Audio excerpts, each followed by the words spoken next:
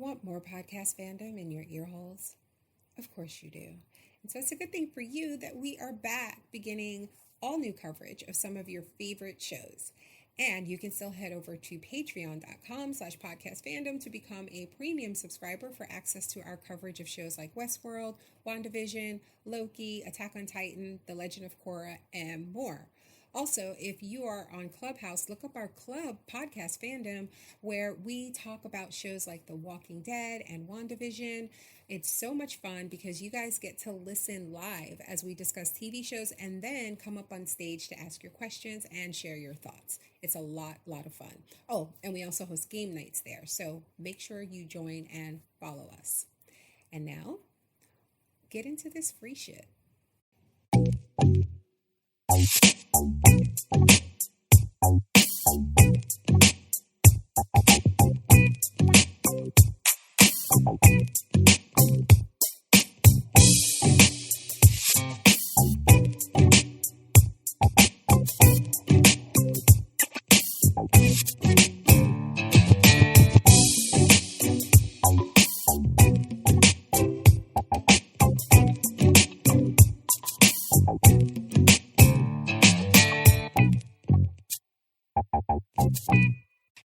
Hey guys, welcome to Podcast Fandom, the official podcast for ProjectFandom.com. I'm your host, Nina. And I'm Donald. And we are back to discuss an all-new show. I know it's been a while, and we're back, and now we're suddenly covering 3 shows. Yesterday, Sarah and I sat down to talk about the first 2 episodes of Shadow and Bone, which was very good. That podcast should be out by the time you guys are listening to this. And tonight we're going to be talking about the new HBO limited series, Mare of Easttown. Or is it Easttown? Easttown. Like, and Mare. Don't say her name like that. Mare.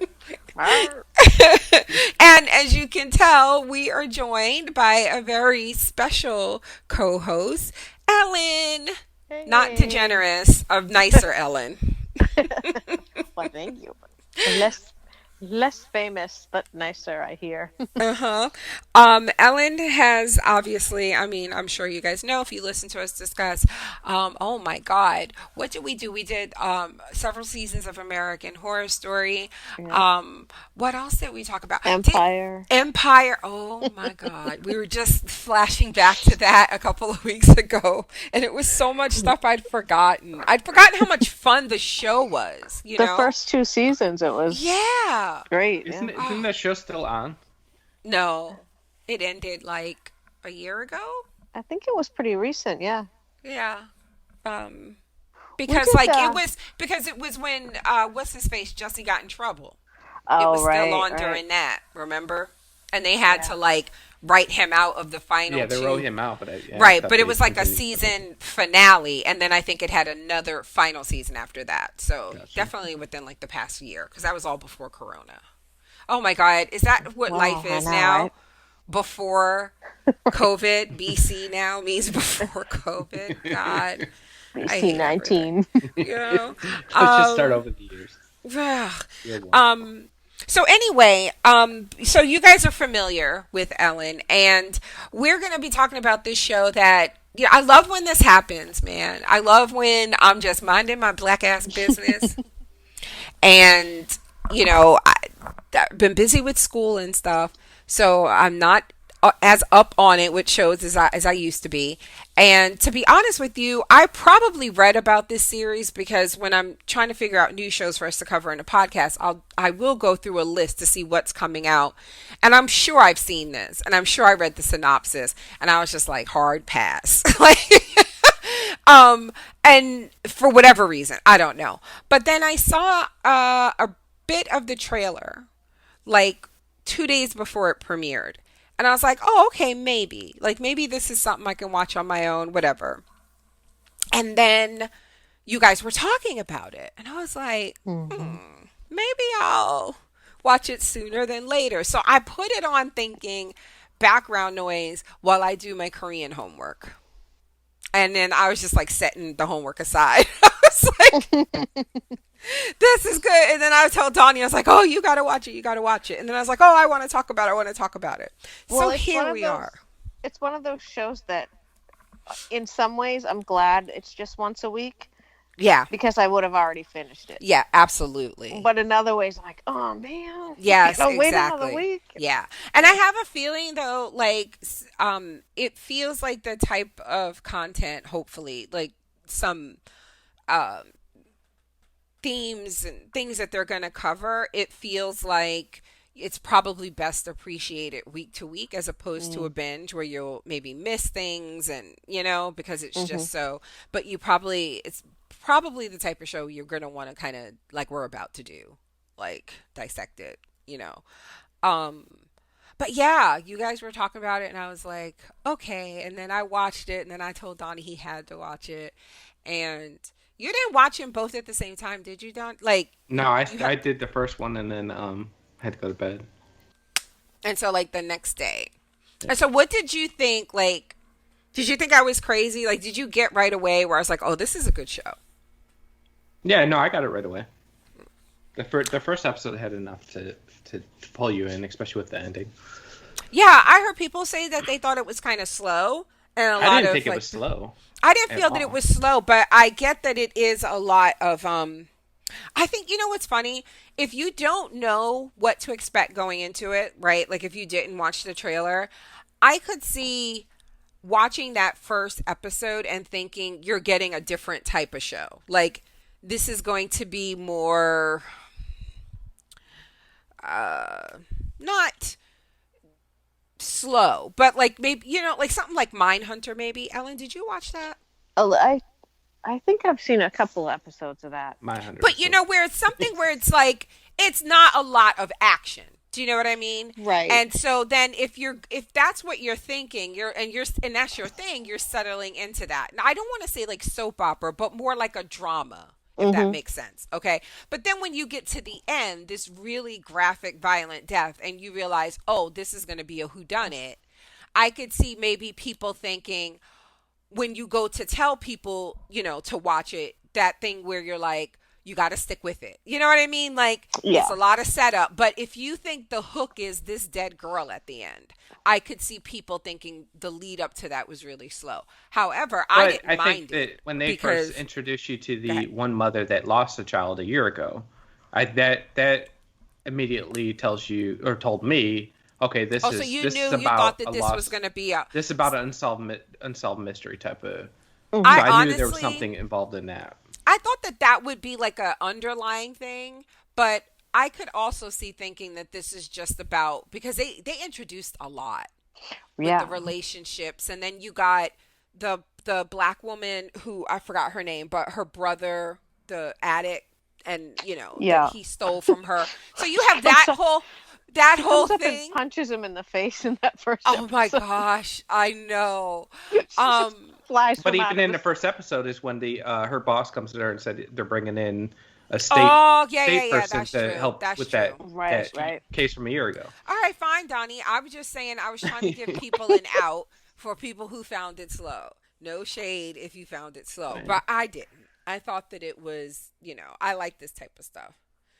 Ellen, what about you? Overall, what were your Well, I watched the two episodes back to back because I like didn't me? watch it the first week. Okay. So I think that was where I got the sense that like the first episode was slow, but only in like a setup sense. Right, And right. then and I watched the second episode right after. I didn't Mhm. have that week in between. Right. And that second episode just like packs in Mhm. a lot of Mhm. so Meat. Yeah. a lot of yeah. Yeah. But in the first episode, while I was watching it, I wasn't like, "Oh, this is slow. I hope it picks up." It was just sort of like, "Ooh, okay," and like they really got to it right away how tight the community was and how Yes. small it was. Yes. Yes. And you she- have to do that. You Yeah. have to establish all of that in a And story everyone like knows this. everyone, and Mhm. yeah, Now, I want to say something. I guess I should just get this out of the way because I honestly only just kind of made this connection within the past hour or so. So I haven't had a lot of time to think about it, but I will say that I'm leaning right now more towards it's making me feel negatively about this. So, one of my criticisms that I had planned to talk about, um, and again, this is haven't like arrived at how I feel on it 100%, but I thought it would be interesting to talk about. One of my criticisms was this kind of trope of a middle-aged woman who is typically in a role like this, like an authority figure, but she is divorced. She has a tenuous relationship with her adult or teenage children. She's abrasive. Um, and there's like this crime that needs to be solved type of thing. But she's also like maybe promiscuous, maybe has a drinking problem. Do you know what I mean? Like, I feel like as I'm saying that, you can probably think of 2 or 3 shows alone in the past 5 years that fit that. But there's been a lot, and it's like this. And on the one hand, as a woman, I feel like, well, this is when a man gets to do it, right? Like, Right. so let a woman, that's fine. But then on the other hand, it's like, I don't know, it feels like it's setting up this kind of archetype of this damaged woman, so that when things that who's like abrasive for no reason, maybe, so like when she does things like so when her daughter like it's clear like she felt like they were excluding her, right, with the thing with the husband and the whatever, the ex-husband. And it felt like, the daughter was a little hard on her, And when she does stuff like jump up her friend's ass at the basketball game, it makes it feel like they're saying, see, this is why people treat her badly. Because really, she's a bitch. Do you know what I mean? Like, and I don't know, I don't know, I'm kind of over it. But that was something I planned to talk about, and I felt like it was maybe going to be a criticism. And as I was thinking, like, what are some examples of that, I thought of Happy Valley. Now, have you watched that, Ellen? 'Cause I thought you did. No, I don't think I have. Oh man, I thought you did. Okay, so, Like, shit, I gotta think of something else, bitch. no. But the thing is, okay, so Happy Valley is, I believe it was only 2 seasons, and it's on Netflix, and it was a British show that Netflix bought. So it's like listed as a Netflix original, but it was like, produced through like BBC or something like that. And oh my God, Sarah Lancashire, I think is her name. And she played in this town, I think it's called Happy Valley, in somewhere in the UK, the outskirts of London. She's like a chief of police or something like that. She is raising her grandson, who is special needs. She is divorced from her husband, and her sister lives with her. So it's like her also middle-aged sister. Did you watch Downton Abbey? Oh, Ellen? yeah. Okay. So the sister is Miss. Oh my God, who was who was no, not the Dick in the Eye girl. Oh no, Edith is the other sister. No. She was one of the housekeepers, but like the kind of bitchy one, very stoic. Oh yeah. But kind of mean. She was in cahoots. I forget her name, but yeah, she was kind of in cahoots with the dark haired guy. But anyway, Thomas, or I think his name was. Anyway, so she's her sister, and she's raising the son her grandson, because her daughter killed herself. And her daughter killed herself because, well, there's some stuff, but like it turns out, like she was, I think, raped, and the guy, just got away with it and all this stuff. So it's like her dealing with that, the fact that I think he comes back to town and all of this. And it's so much like this. Yeah, I was gonna say, just that you describing that's a lot. Yes, it's so much like this that, upon rewatching these 2 episodes and thinking about that, again, that kind of archetype, I was like, wow, this feels. So then I gave it the benefit of the doubt, and I was like, well, maybe this is an adaptation of that, right? Because that's how close it is, you guys. So I went and looked. Nope, This guy created this show in 2016. If you guys have seen Happy Valley and you're listening to this, or if you think tell me I'm wrong, that it is basically the same story. And the other connection I made was we'll talk about it in episode two. Wait, yeah, episode 2. Yes, episode 2, where she goes to the therapist, the child therapist. There's a scene like that in Happy Valley, and I remember thinking, and the reason I mentioned the woman's name, I believe it's Sarah Lancashire, is because she acts her ass off. And I remember the first time I watched that, the very first episode or whatever, which it was very early on, where the boy is acting up in school and she doesn't, she's busy and there's stuff going on. She's a cop. She has to go in and talk to, I think it's the principal, and about his behavior. And she breaks down kind of, and that's where we learn about the daughter and the suicide and how he's special needs and the acting that this woman did. So when I'm watching Kate Winslet do it, and that's when we first learned that her son killed himself, right? Yeah. Is when she says it to the No, therapist. I think it's when the girl Brianna says it when she's interrogating her. Was that before or after that, though? I think it was before, because Okay. I remember like going, oh Okay. shit. And then you find out it was about 2 years ago at the doctor's. The therapist. Okay. But it's like the similarities of just Yeah. like the whole, her explaining about this and how she's worried about the fact that her daughter committed suicide. And Yeah. now her son has special needs. Like, is it something that was hereditary? And so all I'm saying is I'm not casting aspersions. I'm just saying it is very, very similar so far. But they're both very good because I really did enjoy this. Yeah, having not seen Happy Valley, what I thought of was Broadchurch, where it's like a woman detective in this like a Yes. small town Yes. crime, and Yes. she has to like interview everybody she knows and Do you investigate. remember another one where it's like Lesto, like oh God, Gillian Anderson in Oh, The Fall? yes, that where it's like they're in a position of power and they're really, really good at their job, and it usually involves them being around a lot of violence and sex stuff and whatever, and but in their personal life they're like, just remember how they made her super promiscuous? Well, yeah, like she just slept with the guy, like Because it turns out just the guy, he randomly. ends up and he gets killed, doesn't he? yeah. Yeah, and then so like there's that, and then you find out later that she used to be sleeping with the boss and he's married.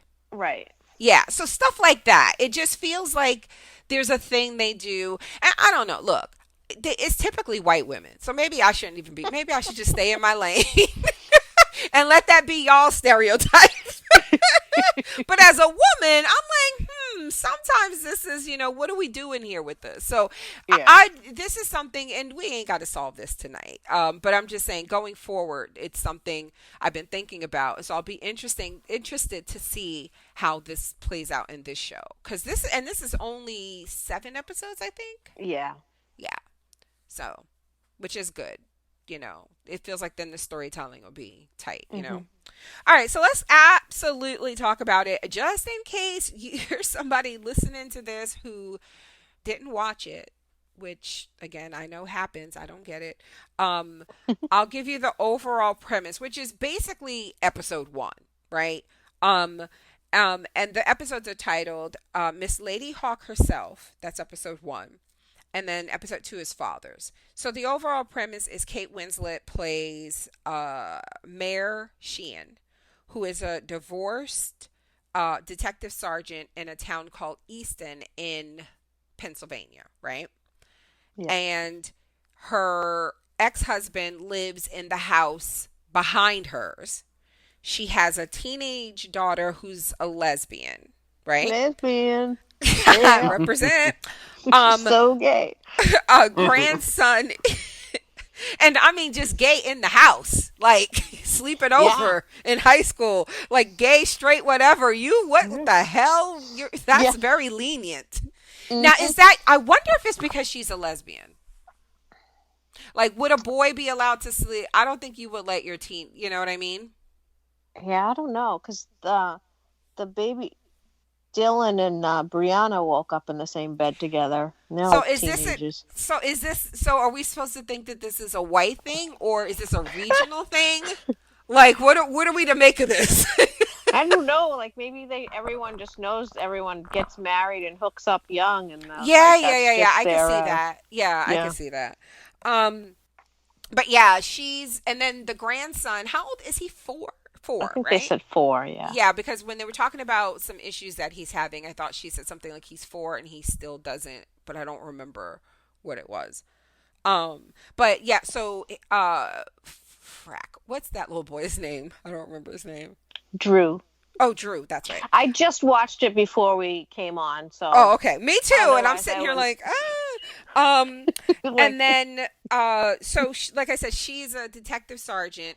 The episode title comes from the fact that she in high school played girls basketball and made a difficult shot or whatever. And Yeah, she this was like episode, the star player or some shit. and the team, I guess, did really well that year. And so the first episode coincides with the anniversary of that game. And there's like a special thing that, they're going to be honored, the girls on the team, before the actual basketball game that night.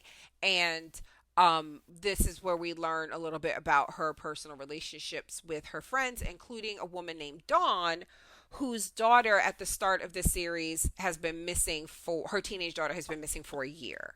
And there's friction there because Mayor is a cop, was investigating it, hasn't found anything. It's been a year, and Dawn has cancer and is currently undergoing chemo.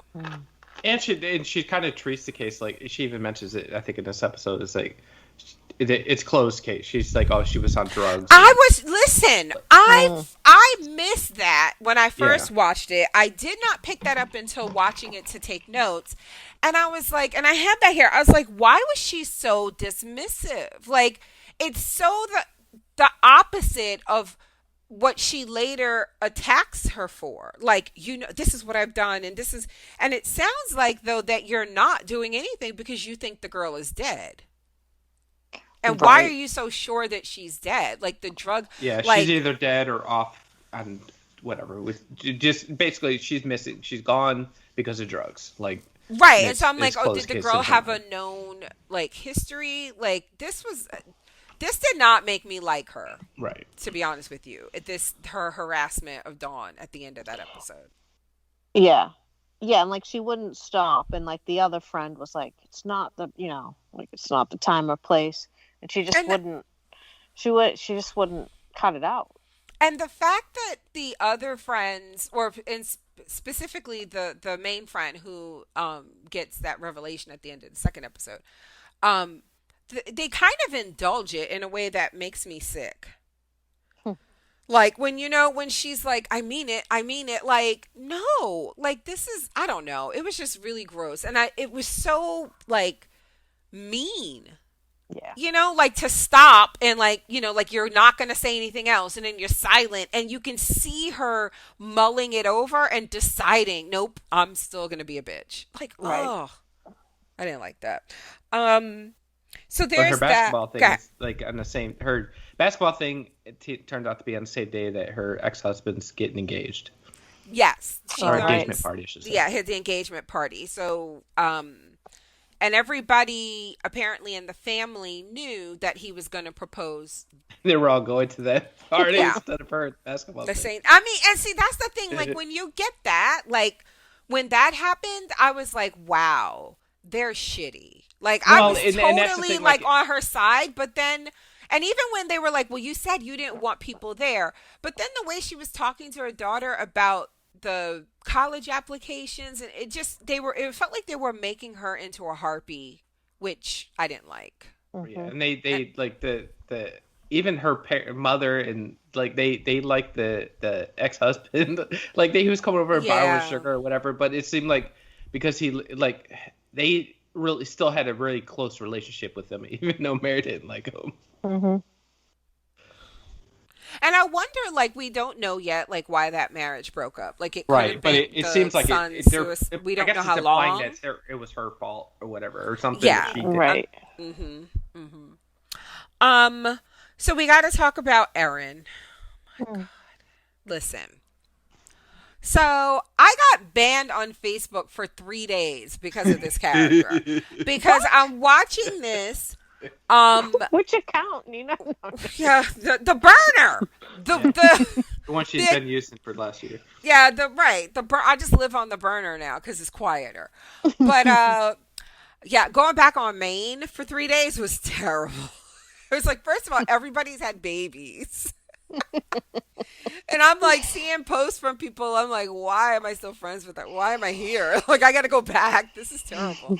But anyway, I got banned because one of the people that had been talking about this and kind of like, oh, people should be watching this was Ryan. And I trust his opinion. And I'm watching it and I got a live thread, going in our group. And I'm really liking this kid, Erin, just how, I'm rooting for her. And she's adorable. And this is just, she got dealt a shitty hand with these shitty people in her life.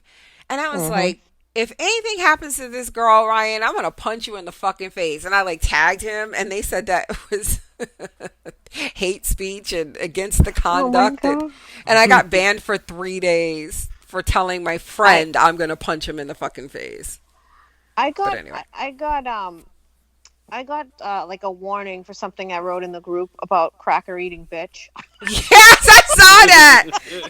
Yes, yeah, we get the little anytime we get the little messages, and it's like, this doesn't put your group at risk. What would you like to do? And they're like, we already deleted it. I'm like, well, what the fuck you want me to do? Like, you delete? All right, and I hate it because they're getting so ridiculous. I see all of them, and they're so ridiculous, the stuff they're nailing people for. But anyway, Erin is or was precious, and I just so Erin McKinnon, is that their name? Erin was 17, single mother of a 1-year-old boy who suffers from a lot of ear infections, so they think there's like a surgery he's going to need because if he keeps getting the infections, he will have hearing loss. And she has her baby daddy is a teenage deadbeat. Dating a girl who ends up catfishing Erin and assaulting her. Her father, we don't know what happened to the mother. If they said, I missed it. But Erin and the baby live with the father, and she shares custody with Dylan, the baby's father, who, like I said, is a jerk. And her father is, I felt for him in episode 2, but in episode 1, I was just like, why is everybody so terrible? So I got a question, because there was two, well, mainly one thing that came up with this episode, well, two things, but one, like this whole thing is going on, and I'm like, is this during COVID? Like, is this supposed to be current during COVID? Because when she she gets the guy that for Robin, the one black guy that robbed the friend. I don't know. Oh, right. But she said, and then she goes, call the utilities because they cannot turn this off. It's illegal. Like, and that made me think, is this during COVID? Because you can't turn. I took it was. You can't do that. No, I thought it was because of the temperature. I thought it was the winter months. Oh, yeah. Okay. Yeah, it was like between November and April or something, I think. Yeah, you can't. Okay, because and then the father being unemployed, like he got laid off. I was like, okay, is this during COVID? Is this what they're playing? No. Because then if that's the case, then all of these motherfuckers must be MAGA because ain't nobody wearing masks. Right. That was my next question. It's like, is there MAGA? Yeah. No. That wouldn't be shocking either. Yeah. No, not at all. So Erin, so this. Oh my God, it's just, I don't even know what to say. This whole thing where he's like, he burns his mouth on the fucking mac and cheese, and it's like, he stands up and he's like, I was like, is he gonna hit her? Like, I hated all of this for her. And as I'm watching it, I'm like, oh my God, something's gonna happen to her. It's gonna be her. And I really wanted to be wrong. I wanted them to have like a shocking, I didn't want it to be her because this is just. Oh. Yeah, I felt the sense of that like when she was riding her bike. I think she like rode her bike to her friends first and then to the woods, Yeah, and she and was then to the she woods. looked like really excited to meet the guy, Which you're to thinking meet the it's gonna be guy. that, right? Like you're Yeah. thinking, and then so when she said, I'm meeting him tonight, and she's asked the friend asked where. Erin said, it turns out it's called like Shady Woods or Shaker Woods, something like that, right? And when I heard woods, I was like, "Girl, you a new kind of stupid, right?" But then, but then the friend was like, "Are you kidding? Brianna and all her friends are gonna be there." So then I was like, "Oh, it was a party though. It's like a right." party spot. I didn't even then. I didn't even think it was the literal woods. I thought, oh, it's like a hangout, like you know what I mean, like an indoor place. So then I was less worried. But then when this heifer showed up at the literal woods, I was like, oh my god. This is how I partied when I was a teenager. I know. Every weekend we were at the woods. I know. That's just a white person thing. I know. I know it is. But yeah, she shows up, and then there's like that scene where the other girls are like, she runs into like old classmates. And they're like, oh, I see your baby's pictures on Instagram. I just thought this was so realistic because I feel like that's how a conversation like this would go. That you would see your classmates' baby's pictures on Instagram. But anyway, but then it turns out, and then when the text is like, I'm here, come over to the bridge or some shit. I was like, girl, don't do it. And I really thought. And you know what? They set up the episode begins with, I realize now, is that the peeper, right? Yes. Oh, right. The light, somebody screams and the light comes on. Yeah. And they look like a ferret? Yes. Ferret. Yes. So they've already kind of set that up, and then at one point Mare sees him, right? Or she thinks she sees him, like driving, like standing in an alleyway between some houses. Oh, when she's coming back from her booty call. Her booty call, yes. So they set that up, so I'm like, oh, that's where this is going. Like the ferret is gonna snatch Erin, but it's just the catfish, and she beats this girl. It's the baby daddy's new girlfriend, Brianna. I hated this so. This was, oh my god. So then I thought, okay, maybe that's what this is going to be about. Like, this is like some, like, oh, I thought, okay, she's not going to die. Oh, my God. And she didn't. I mean, when she walked off, I was like, oh, fuck. But I'm sorry, Donnie, what did you say? No, I was just saying that at that point, then Mare's daughter steps in and saves her. Yeah. And then she basically walked off into the woods by herself. Right.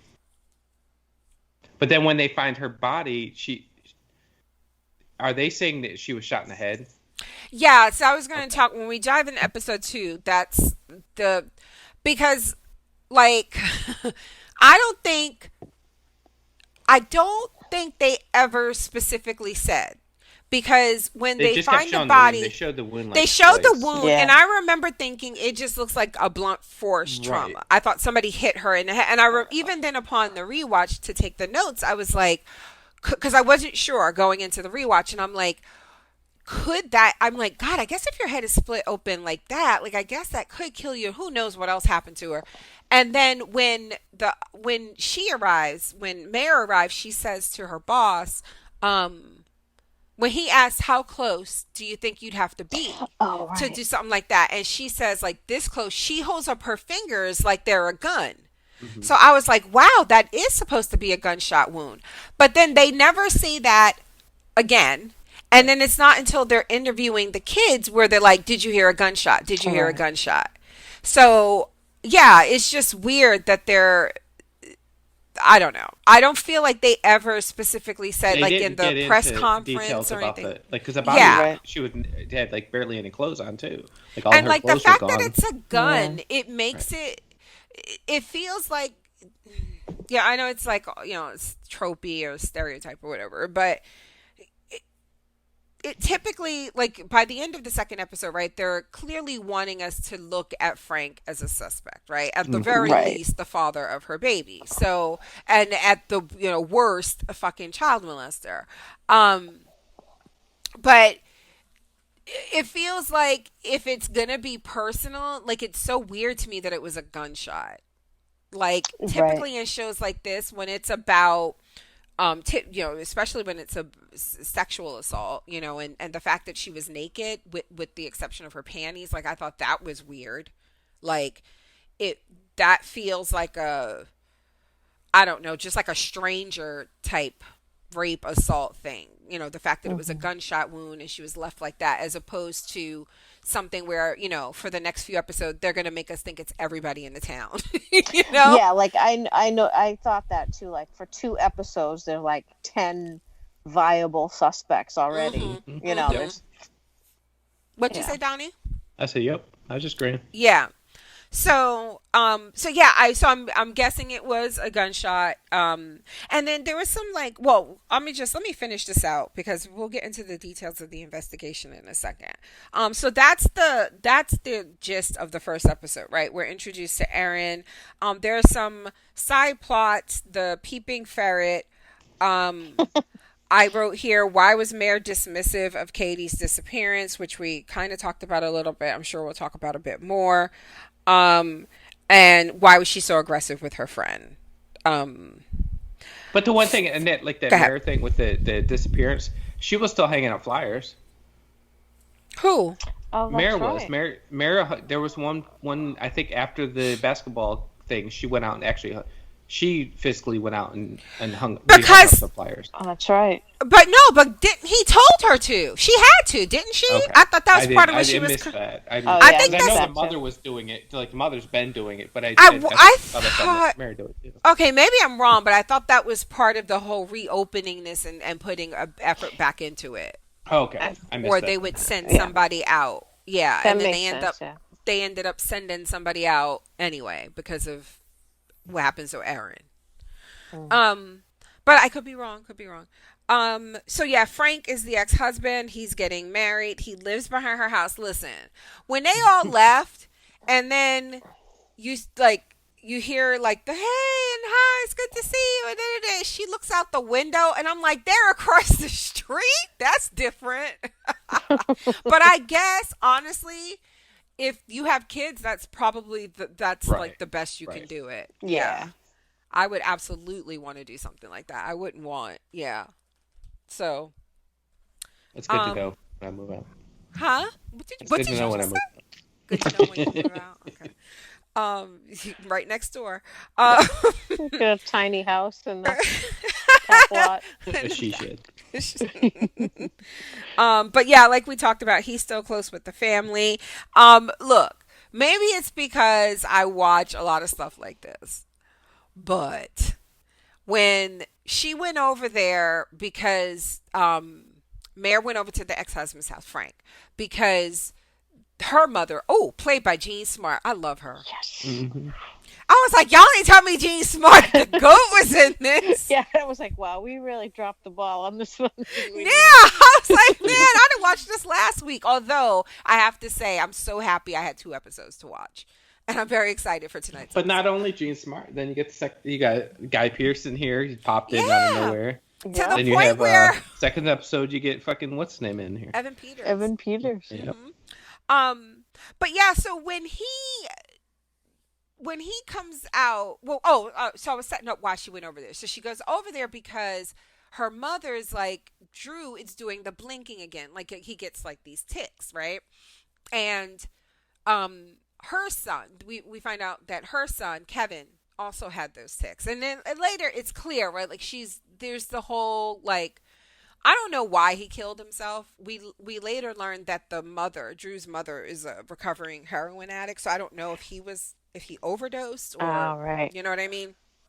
like a intentional overdose or what. But anyway, so she goes over to talk to the ex about getting him tested, right? And that's when he brings up the doctor and stuff like that. And I you know what I thought was interesting here? I thought her not even trying to be nice to the fiance was hilarious, which she ain't obligated at all. But when they were out there talking about the kid stuff, and then she's like, okay, well, later, and she goes to leave, they show the fiance sitting inside, like craning her neck to see, because he's like, oh, hey, wait, Mare. And then he goes down to like the, running after her. further away. So now she can't hear what they're saying. And I was just like, okay, I peeped that. But then when he was like, so, Erin, so and so, I was like, nigga, you sus. You so sus.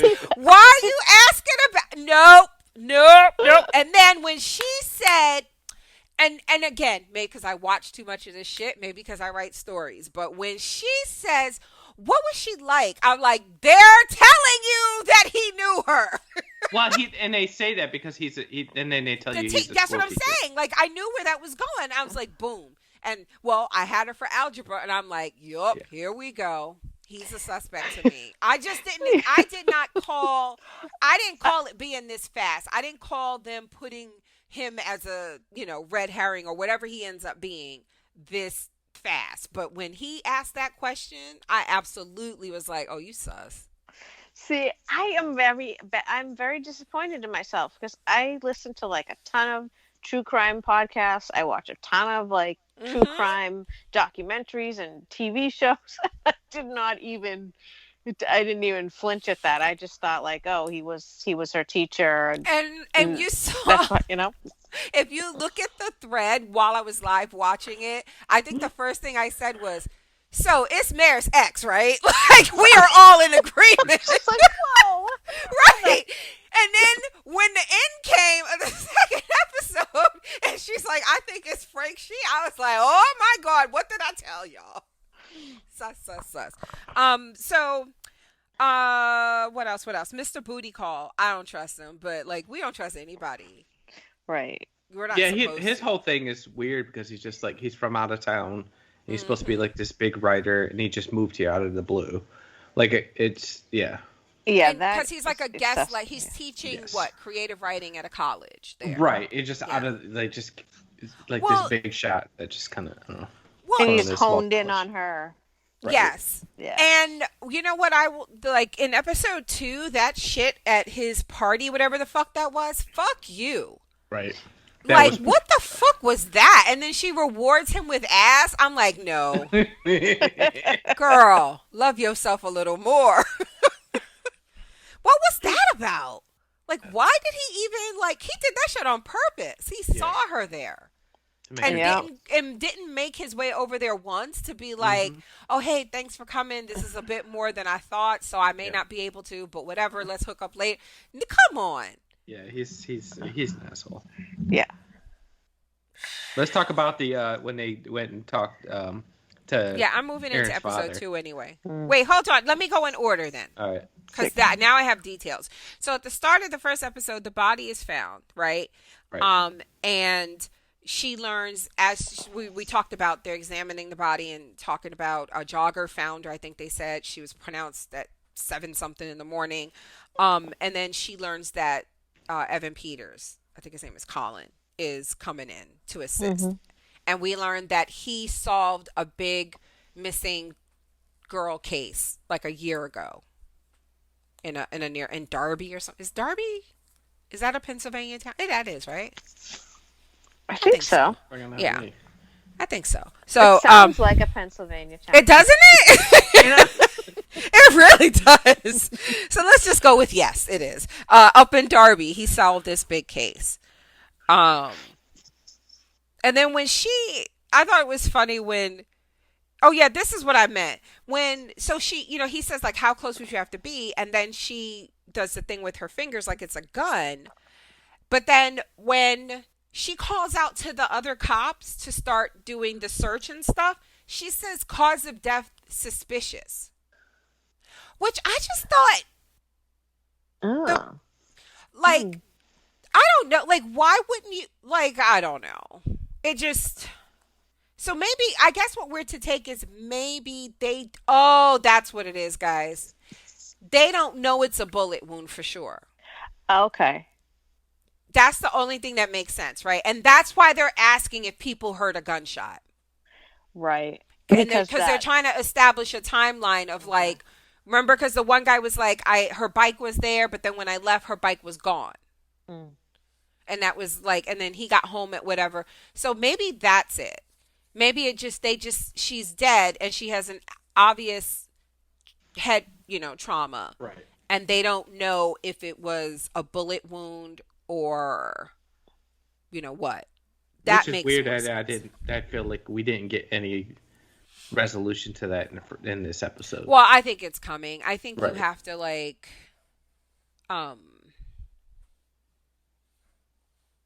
deal with this stuff. Like, you know what I mean? Like this initial stuff. Like because it's clearly not going to be Amber or Dead Dylan. Not Amber, Brianna. Who the fuck is Amber? Who's she on Happy Valley? I don't know, right? But you know what I mean? Like, I feel like you got to do an episode of getting this kind of shit out of the way, and then as more evidence comes out, it's gonna make us look at other people differently, like that fucking deacon. But we'll get there. Right? Yeah. We got notes on his. I forgot it. Yeah, he was at the house like when. We'll get there. Okay, so Kenny, this is the scene you want to talk about, Donnie. They go. Aaron's dad is Kenny. They go and tell him about Aaron. This shit was so good. He acted his ass off. I don't care what it like the range of emotions he went through here. Yes, it was so good. When I watched this, I told you, Ellen, I was like, this happened, and I was like, I was bawling. Yeah. When I was like, nope, and I actually said out loud, nope, can't do it. I had like tears streaming down my face. I paused it. I was like, nope, gotta take a break. I love that Mare just didn't do it by herself. Like she went and got two guys that aren't even, I don't even think they're cops. They're just friends of his. Like, hey, come with me because we got to tell them this. Yeah. They were the best. Her best friend, husband. Mare went over there and said it would be nice if he had his cousins with him. The best friend's husband, and then the other guy, I think his name was Bill. I don't know who Bill is. So I'm like, all right, so these are like, they were, so Aaron, Mare's best friends related to Aaron. Got it. So I don't know, like, so that was another thing. I'm like, well, if everyone's a suspect at this point, like, they just threw in that they're cousins. And it's such a small town that they tell you that in the first episode that like everybody knows each other, and like even this black guy that does this crime, like everybody knows, okay, this crime happened, we know who it is, and we know who he's like to well, have that's these probably because they're like the only black people in the town so far, apparently. But to have these ahead. now two girls disappear or accidents happen or whatever, like that's what makes it interesting. Is this is such a small town that they should somewhat suspect somebody. Right. Oh yeah. But yeah, when he when there was like a moment when he stood up and then the other guy tried to like touch, and he's like, don't fucking touch me. Right. There was like a brief second where I thought, oh, is that why she had them come too? Because do people know that Kenny gets violent on a good day? So we don't know. But then I was like, oh, now I see why. Because the one guy stood up, put his hat on. Remember, I was like, is he leaving? Because he looked like he wanted no parts of this smoke. But yeah, this was, and you know, like, I was like, you motherfucker, because you were so nasty to her the last time you know? Mm-hmm. Oh. And when she was like, when he said, you know, because I'm paying visits for his son. And I wanted her to say, for my son. Right. Because that's why you do it. Do you know what I'm saying? Like, I would not be taking care of my grandbabies because it's the other person. I'm doing this because it's my child's child. You know, like, what's wrong with you? Like, Right. oh, It's your grandchild. yeah. And Right. I don't know. I felt like That's where I got real fucked up because after this and then what happens at the end of the episode, I was like, who's going to take care of this fucking child? Apparently, it's going to be his parents. Because that's who it looks like. It looks like they had primary custody, and that was the or maybe she did because they were going through the courts. Remember when she was like, well, listen, he has to have that. And he goes, well, look, anything that's extra has to go through the courts. That's just the way it is. And it felt very coached. It felt like you know what I mean? Like his parents were like, yes, they were like, no, you do this and da-da-da. So then when he said, I'm not asking them, I don't have the $1,800 to meet the deductible. They do enough for him already, more than your father. So I'm thinking if they're going through the courts and he's paying something through the courts, then I'm thinking that she must have custody. There's like some kind of shared, like a shared custody. Yeah. I think he even says that to Mare when he's getting interrogated. Okay. I think he says something that they share custody, but because he goes, well, we're not together anymore. Mm-hmm. And that's when she's like, oh, is Brianna your new girlfriend? Yeah. Yeah. But the other interesting thing here I thought was that they asked if he was home all night. If he was home the night before. He said all father. night. Yeah, the father, Kenny.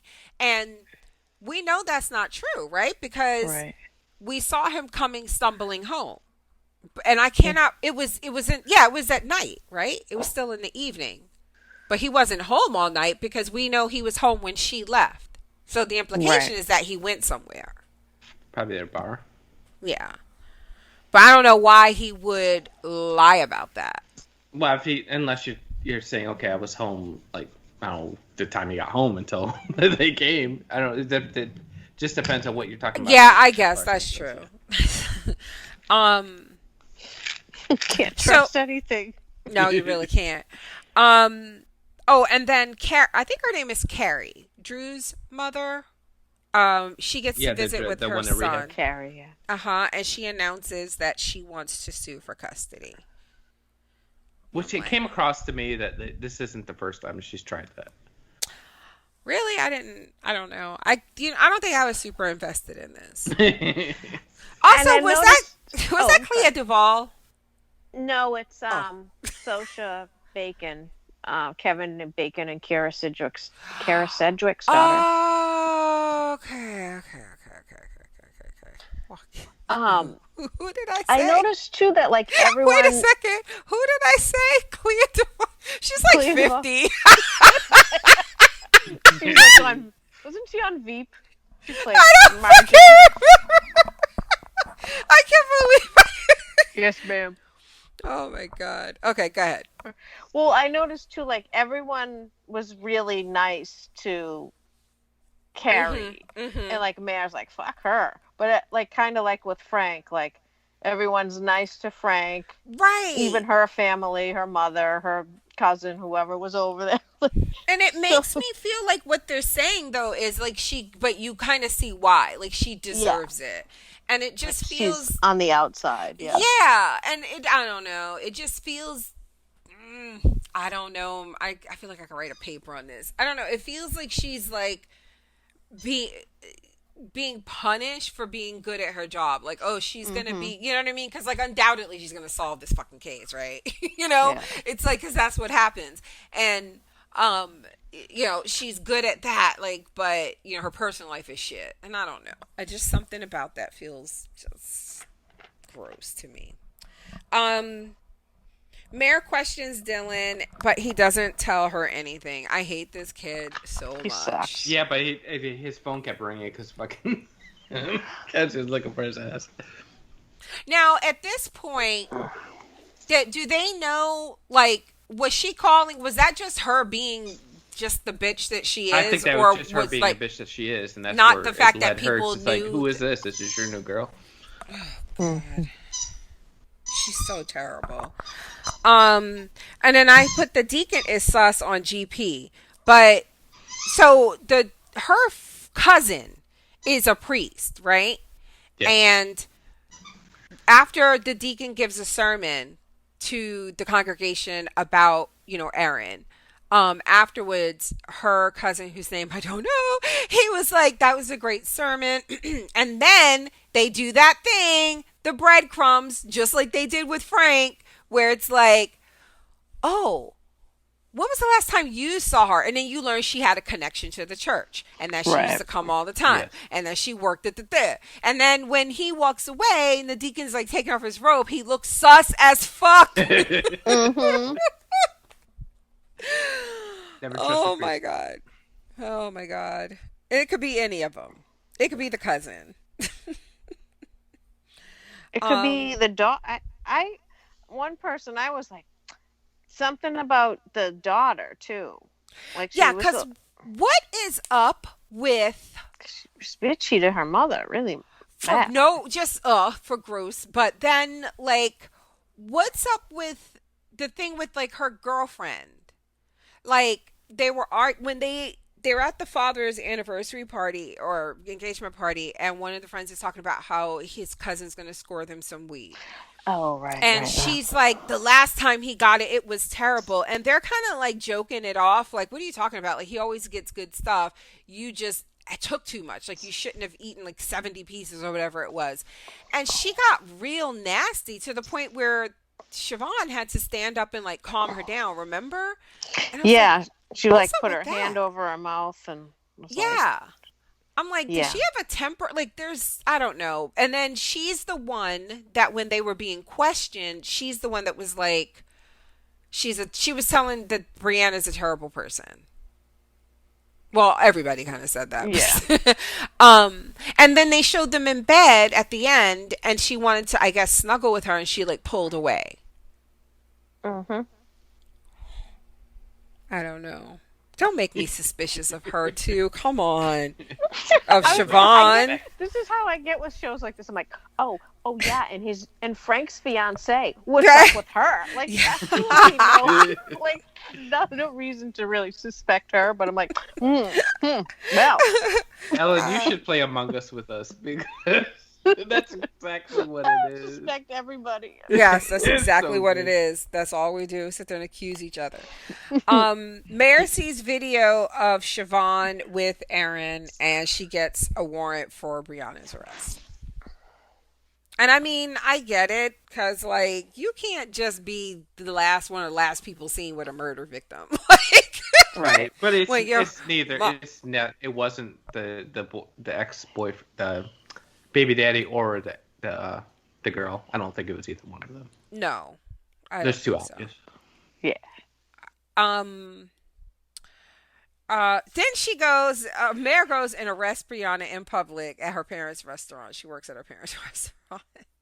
One thing that did frustrate me is when they were talking to all the people, as they're interrogating all the kids and stuff that were at the thing. They weren't none of them had. She didn't ask any of them. Oh, okay, so how long? When did you ever see so and so leave? Did you ever see so and so leave? Like they never asked about the baby daddy or. I think we're supposed to assume that they did.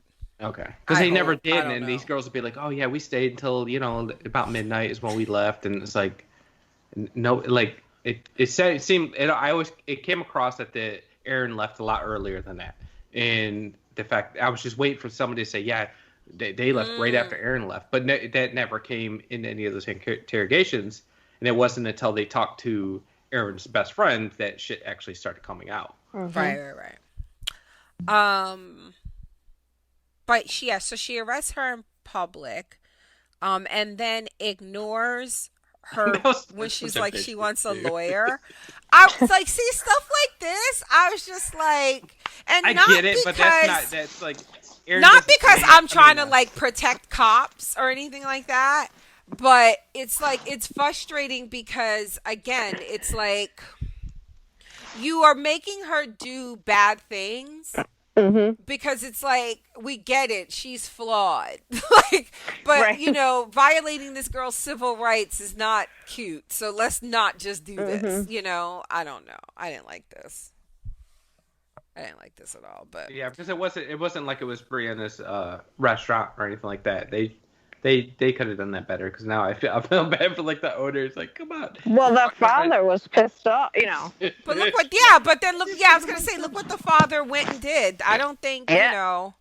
what did Megan used to say she got from her grandfather? You don't get peaches from a lemon tree or something like that. So I'm comfortable assuming that that whole family is trash. Although Yeah. the mother had the decency to look like, I'm so embarrassed. I cannot believe my daughter's out here murdering people and my husband's throwing milk. I hate it here. um. Anyway, yeah. So this is like, yeah, what she says. No wonder your son killed himself. Oh Ugh. God.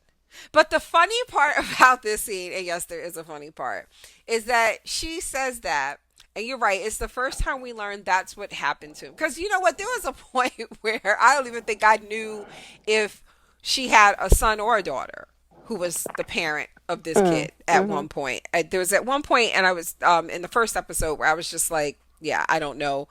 But here she says, when she says, wonder he killed himself, there's like, Evan Peters looks at Mare for like a brief second, like, you would, right? But then he looks back at Brianna like, who raised you? Right. He's like, someone process her. The look on his face was like, what the fuck is wrong with you? He also had a stank face when he was looking at that article. Yes. And I picked up on that too. I was like, what's that? Like, Yeah, stank I'm face? so glad you said that because I forgot to Who put hit in his my stank face? notes. Evan Peters. I noticed it when I watched it the first time. I was like, there's a part He's where probably like, why am I in this fucking town? I need to be back in Philly. he's like, I need to go back to Ryan Murphy. No, but he's in her office, I think, and he's looking at like a framed newspaper clipping about her being Lady Hawk. Yeah. But his face is like all stank when he's looking at it, and then when she walks in the room, he's like, "Oh hey." I'm like, "What was that? That's gross. What the fuck?" Maybe he sucked at basketball as a kid. Like, Lady Hawk. Yeah, right. As a sore spot. Holding on to this from 25 years ago. So yeah, we talked about this, her going to talk to Frank, and then he asked about Erin, and I was just like, sus, sus, sus, sus, sus. It's on my notes, just sus, sus, sus. And then Mare speaks to the therapist, and she gets a referral. And at first, I thought did you guys get the impression, like, when this scene began, that it was like shade thrown at Mare for not knowing anything, like having never met this doctor before? A little bit. Because she was like something, and she goes, well, if I had met you before, like it was, I don't know. I thought this was going to go differently. The fact that it was so compassionate and everything that it was, I was surprised because I thought there was shade thrown. Well, she also says something like, the therapist asked, like, what was your son's diagnosis? And she was like, well, doesn't she say something like Frank kind of handled my ex-husband? Yeah, she wanted that? to know. She knew the diagnose because she was rattling stuff off, but there was something else she didn't know. You're right, and she was like the name. Or I think it might have been the names of the or something like that, and she was just like, or the meds that he was on or something, and she was like, oh, he handled all of that. Yeah. I mean, I guess. Where was I? Oh, Colin. Oh, who's Colin? Evan Peters. Oh, right. Yes. God, I had an edible, so, because we've been calling him Evan Peters, and I'm looking at the character name, like, who? What show are we talking about? Colin. I've been watching too much TV this weekend. But yeah, so I put the he and Mare start over because doesn't he does something where he's like, hey, let's clear the air. Yeah, let's like, yeah. Because she treated him like shit the whole episode.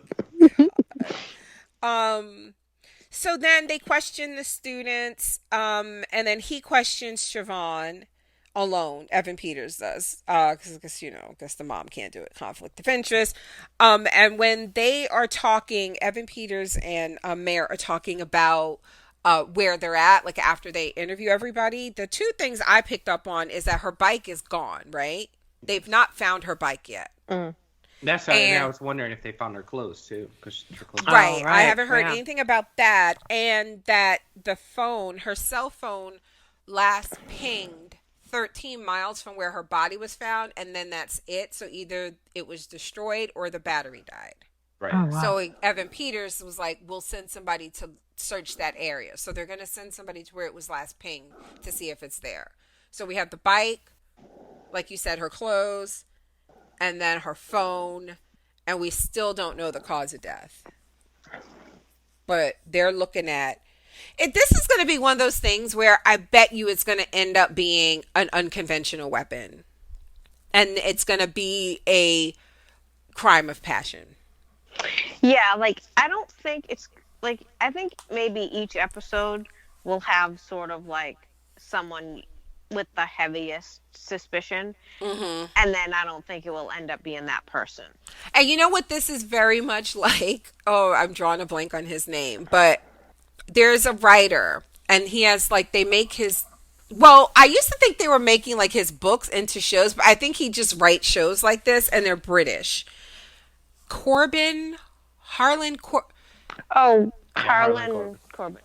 You know what I'm talking about? Like, he did the Strain. Yeah, all those ones on Netflix. That's what happens, right? It's always like I remember one of them, it might have been The Stranger, but one just started with somebody had killed a goat in the middle of the street, like, you know, in London or some shit. Like, and it's always like this weird thing that branches off into like 4 or 5 other things, and then it's like you learn everybody in the town has a secret, and like you said, every episode you think it's someone else, and it's just all of this weird coincidence that, you know, all these ain't shit people happen to live in the same town and be in each other's business. But I'm here for it because I think the acting is good, and I'm interested to see where this goes. And I'm interested in the family stuff too. Like, because a lot of times you watch shows like this and you don't really care about the cop's personal life. I feel like this show did a good job of establishing, like, caring about, you know, except I don't care about her booty call. Well, and another thing that was interesting is like why her best friend chose, why Erin's best friend chose.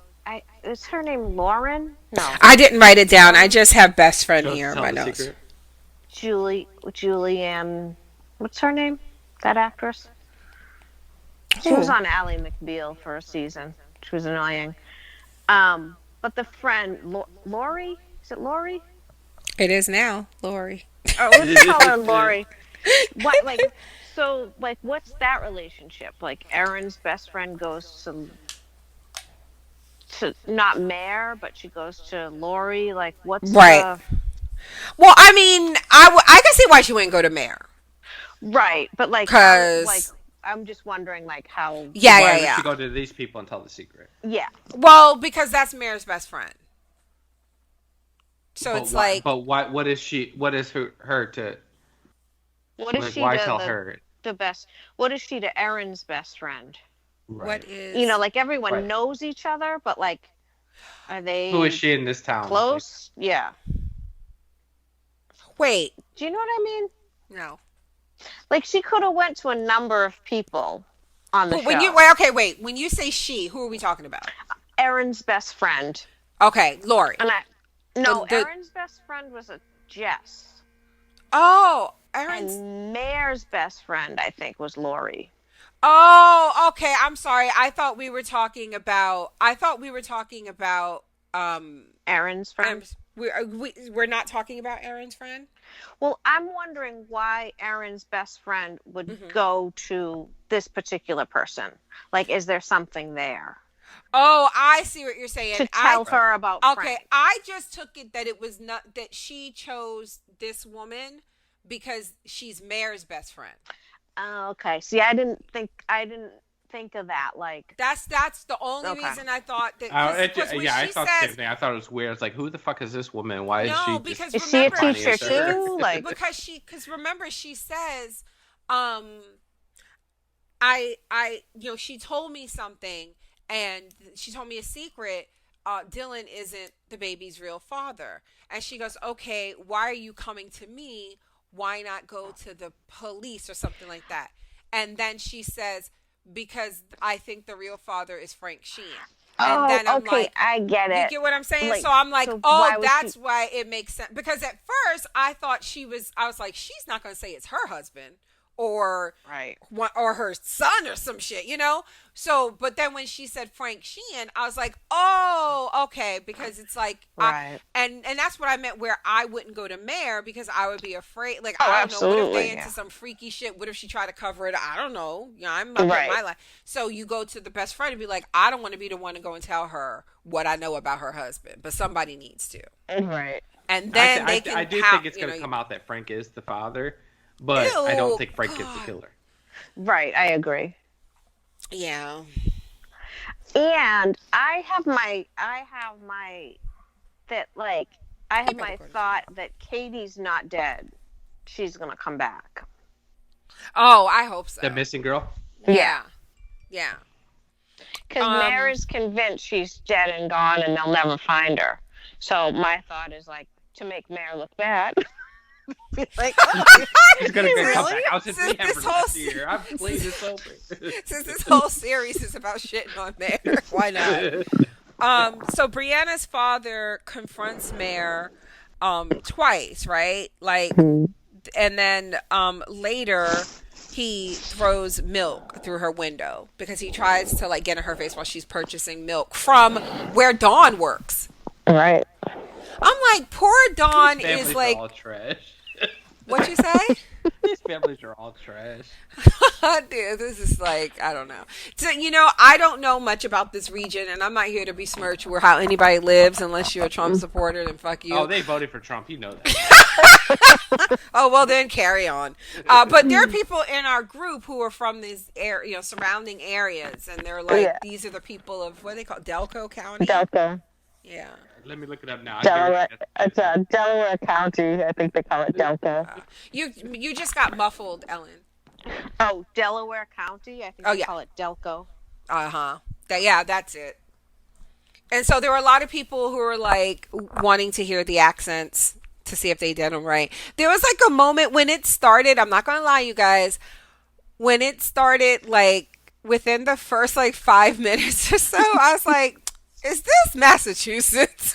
No, I thought that too. I'm like, it had a Boston vibe to it. It had a Boston vibe to it. It felt like Ben Affleck had a role in this somehow. It felt like this? When in Good Will Hunting when they go around to each other's houses and it's all like shitty. Mm-hmm. But no, this is Pennsylvania. And then what else? Oh, Kidney kidnaps Dylan, takes him out on the turnpike. I forgot about this. Jesus. And listen, I'm not gonna forget about this because I was actively rooting. I was like, good. I was like, shoot him. And because look, when you pull a gun on somebody and you take them from one location to another, you've already committed a felony. You're already gonna do some time. If you ain't serious, why are we here? You are in mourning, and this kid is a dick, and he was never going to amount to anything. I was fine with this decision. When he was like, and then Donnie, we talked about this for a little bit. I was like, we can't talk about it too much because we got a podcast there. But you were like, he told him to run. When I just rewatched it, no, he didn't. He said walk. He now, he was probably planning on killing him anyway. But he told him to walk. And when he started running, that's when I was like, you got to shoot him. Because if he going to get away. Right. And when he did it, I was actually a little shocked. I was like, wow, they really went there. Because it's like right at the moment. He was going to shoot him either way, but yeah. Yeah, because but it's like right genuinely, he genuinely believes that he killed his daughter. Absolutely. And I think if there's any part of him that doesn't, like that doubts that, it's probably silenced by his own guilt. Because he's feeling guilt for the way he spoke to her. Right, her. And who knows how long he's been treating her. I'm sure he's been treating her you know what I mean? Like, that's not, but like to have it be like the last time that you spoke to her, and to think that, you know, would this have happened if you just let her borrow the car? Right. Oh, Like, Which is why I you know. think that he would fight for that baby. I mean, his ass going to prison, Donnie. He just shot somebody in the woods. There's no proof. We haven't got there yet. Oh, wait, listen. I wanted him to kill him, but now this motherfucker got to go to prison. That's how it works. You don't get to go raise babies. Parents got to solve this other problem first. This was a fucking execution, Donnie. What's wrong with you? Let's not get carried away. He was still a shitty father to Aaron. Brianna? This poor child is fucked, all right? Have you seen this town? Come on. Yeah, right. Oh, my God. But yeah, right as he shoots him, we learn that that she thinks that Frank is the father of Aaron's baby. Let me check. So Nina, Mm-hmm. all right. So Donnie, did you suspect that plot twist from Frank's conversation with Mare? Like, oh yeah, he had something with Aaron. I did not. I See, mean, I I didn't see it until she did tell the best friend said something. Yeah, I didn't suspect it at all. So Nina, like, even though you suspected, like, oh, something happened, did you find that revelation about the baby's father a surprise? Yeah, I was a little shocked, but because I don't think, and to be honest though, like, not like if several episodes had passed, that would be one thing, but the fact that I just picked up on that, and again, to me, it's very tropey. You know what I mean? Like I said, they did it later in the episode with the deacon, right? Like, it's the same thing. It's where it feels like an innocent conversation, but they're establishing that this is a man who's had a prior relationship with a dead girl. That's always important. Okay. And so that's what tipped me off. Just that, oh, okay, here we go. And again, this type of show. Do you know what I'm saying? So, I thought... Now, I didn't think that it was 100% going to be him, right? Because I also know how these things work. They're not going to tell you that right away, you know? Unless it's like The Fall. That's another thing that took me aback with The Fall. Because unless it's a show where the point is to follow the killer and the investigation. And you're just trying to see if, you know, how he gets away with it. But I was like, yeah, there's no way it's going to be him, the one who murdered her, but I agree that it's very highly likely that he's the baby's father. And what I thought is going to happen is the fact that that baby has an issue that might be hereditary, like with his ears. Oh, like the ear, yeah. Yeah. I remember you said that. Or even now where they're talking about, you know, possibly her son, you know, Frank's son, having some, you know, we still don't, you know what I mean? Like having had been tested in this, and now the baby is having tics and all this stuff. So I don't, you know, who knows? But yeah. Well, because they make it a point when Mare goes to Aaron's bedroom, she's looking around at the bulletin board, and she sees the touches flyer that for it. Yeah. She sees the flyer for it. Yeah. And I thought, like, that's gonna, and now when it came up later was when she was like, did she want you to pay for that surgery? So it's like, oh, she's playing her card that she knows about that. But I feel like it could come back later where that's the only context in which she was thinking about it, if that makes sense. So that later, if she hears whispers about Frank and she has suspicions, that might be one thing to kind of cinch it for her, if that makes sense. Right. Oh, we do have feedback. Okay, so you tell them, hold on. We got people waiting for us to play Among Us. I know. So huh? Yeah, so I'm reading the feedback. We're almost done. I just hear ding, ding, ding. So classic R&B lover. She says, hello, Nina and Donny, and John, if he's casting this with you. Nope, it's Ellen. Correct yourself. I'm just kidding. So, yay, a new show with Jean Smart, right? She's also a fellow Jean Smart fan. Boo, never enough Jean Smart for my taste. Listen, when Mare came home from that booty call and her mama was sitting there with that one fucking sponge roller and her goddamn bangs, I was like, you know it's real. This is some real shit. This is where some middle you class. In my house. Why are you asking me where I've been? Right? And she was like, what's that supposed to mean? It means this is my house. And I'm grown. I was like, oh, this is some working class shit right here. She had that one sponge roller for her bangs. I do find it funny, like they would have babysitters for the son, but even though that her mother lived there. What babysitter? Didn't they have a babysitter? Or am I thinking something different?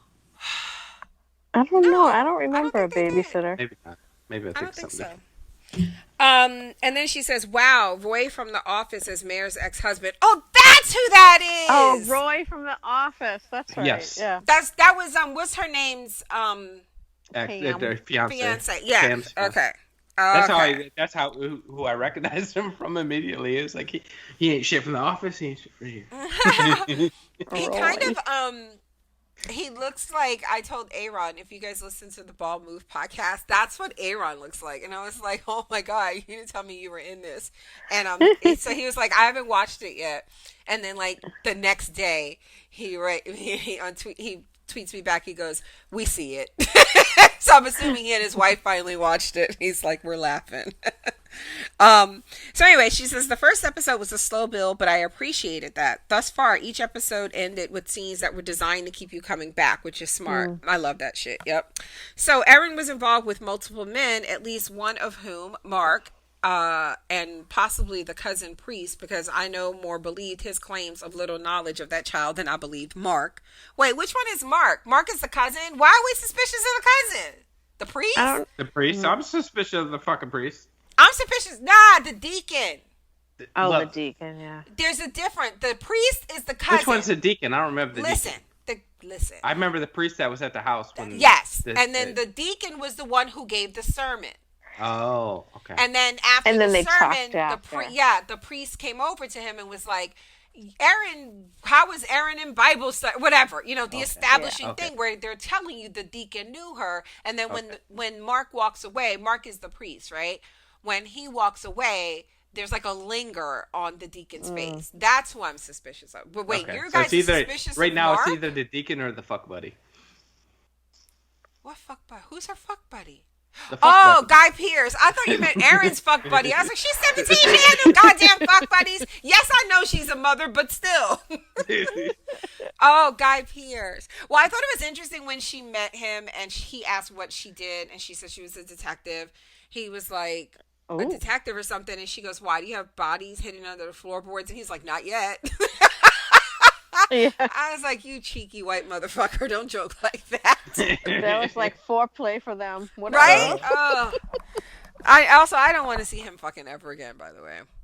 Can we cut all those scenes out? But yeah, so wait, you guys are suspicious of Mark? I'm suspicious of everybody and nobody. Okay, fair enough. So she goes, at least one of whom is a sexual predator. Episode 2's reveal has me reevaluating my initial thought when Erin told her father that the baby's father was going to pay for her son's medical needs. She lied to him. The baby daddy said that he wasn't going to. He had to go to the courts, and so she lied to the father and said that he was right. No. But now she's wondering if she was talking about the real Frank. Oh. Like she wasn't lying to her father because it's gonna get done. I don't think so. I don't think she has any communication with Frank. All right. How the fuck you know? I mean, we all just theorizing Sherlock. I'm just saying. I don't think she. He's like, I know my shady white man. I myself am a shady white man. All right. Okay. Fine. I'm sorry. Then she says, "Oh fuck, where was I?" Okay, yeah, I like that theory though. At first I thought she was trying to placate her verbally, possibly physically abusive father as she hoped for the best. Now I wonder if she contacted the actual father and demanded the money, or she would spill the beans, thus setting the stage for her murder. Oh, I'm gonna be sick. Frank, you bastard. The people in this town are awful. I hate that Erin's father... Are there any good small towns? I know, right? This is always the representation of like small working class towns. The people... I hate that Erin's father killed Dylan. Really? I loved it. I hated that bad. I was like, I'm going to go watch that again.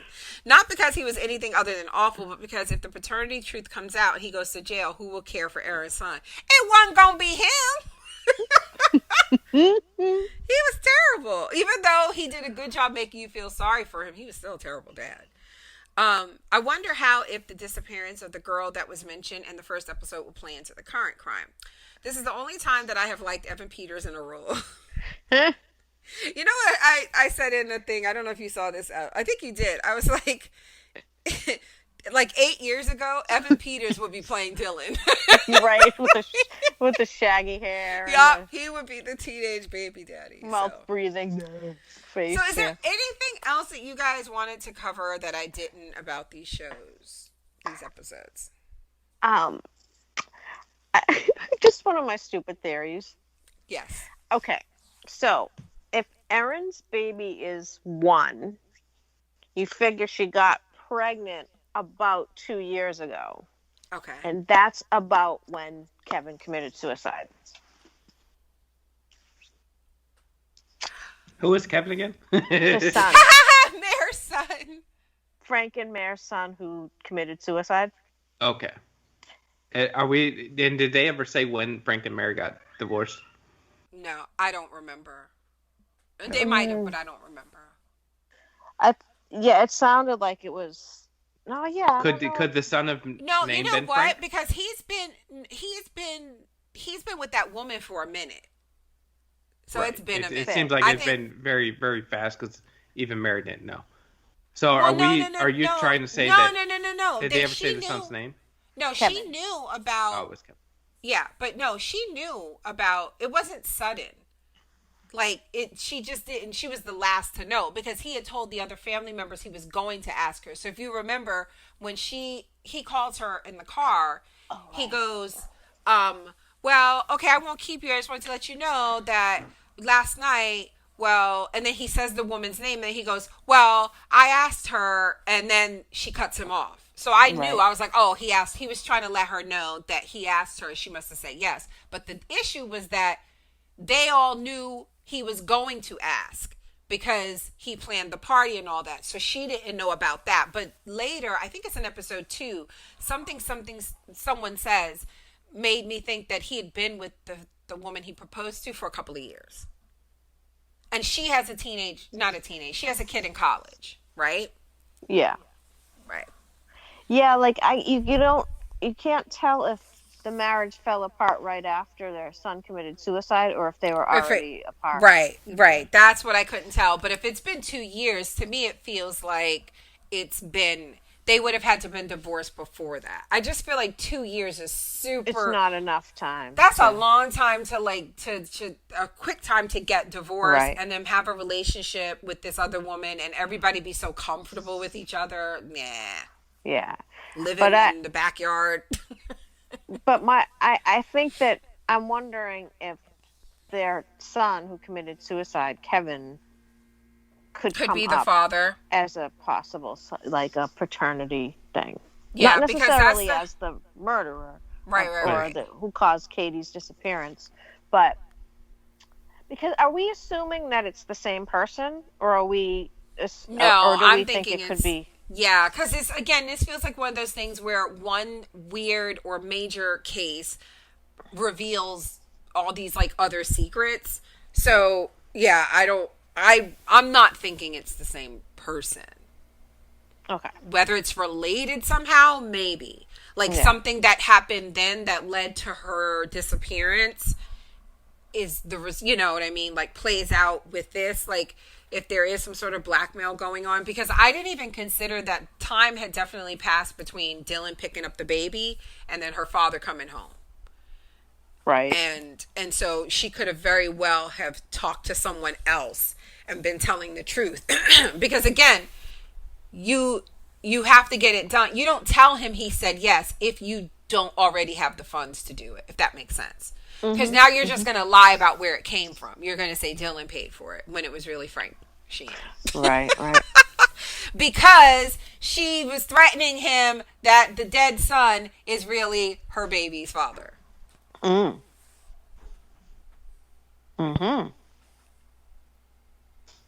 Interesting.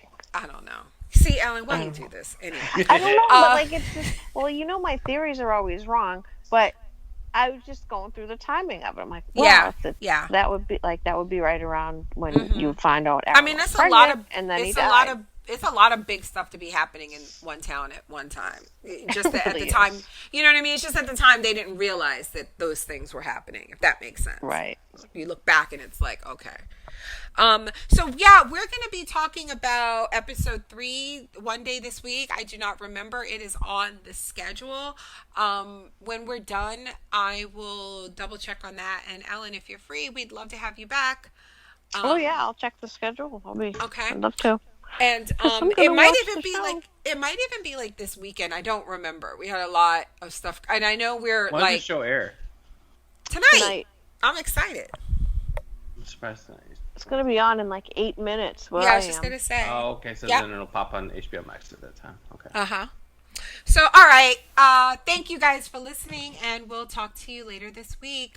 Me and Donny and John will be back tomorrow for a premium show discussing the season finale of Invincible. Me and Donnie are going to be talking about the Nevers on Wednesday. And Thursday, Kaylee and I will be doing the next 3 episodes of Ajin. So there's a lot of stuff coming up, whether you're enjoying the free show or you're a premium subscriber. If you're not yet a premium subscriber, head over to patreon.com/podcastfandom and become one. See you next time.